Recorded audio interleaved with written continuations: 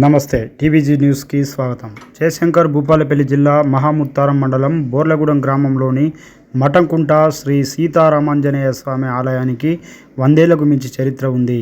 పూర్వకాలంలో ఇప్పుడు ఆలయం ఉన్న ప్రదేశం పక్కనే మఠంకుంట అనే చెరువు ఉండేది. అక్కడ లంబాడీలకు చెందిన మహారాజులు అనే బాబాలు ఆశ్రమం ఏర్పాటు చేసుకొని వారి వద్ద ఉన్న పాడి ఆవులను సమీప అడవులలోకి మేతకు తీసుకొని వెళ్ళేవారు. ఒకరోజు అడవిలో ఆంజనేయ స్వామి విగ్రహం దర్శనం ఇవ్వడంతో విగ్రహాన్ని ఆశ్రమం వద్దకు తీసుకువచ్చి అక్కడే ఉన్న చింత చెట్టు వద్ద ఉంచి పూజలు చేయసాగారు. కొద్ది సంవత్సరాలు గడిచిన తరువాత ఆ విగ్రహాన్ని కొంతమంది దుండగులు పాక్షికంగా ధ్వంసం చేశారు.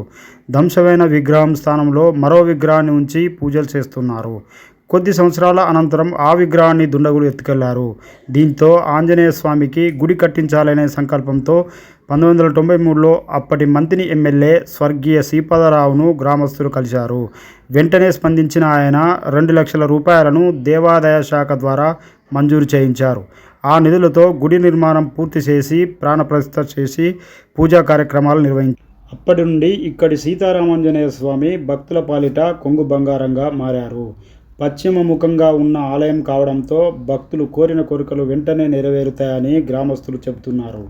ఆలయంలో ప్రతి ఏటా రాములవారి కళ్యాణం, శ్రావణ మాసంలో ఏకాహం హోమాలు నిర్వహిస్తారు.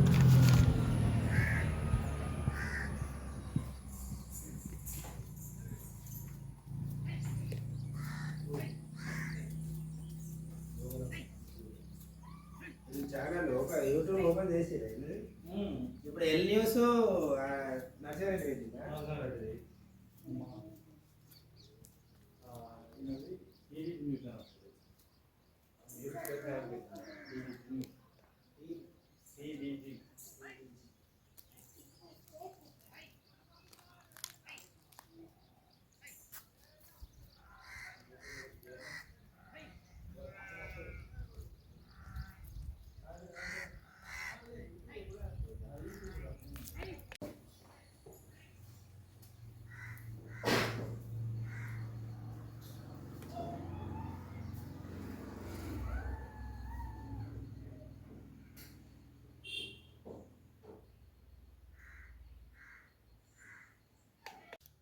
శ్రీ సీతారామాంజనేయ స్వామి దేవాలయం బోర్లగూడెం గ్రామం.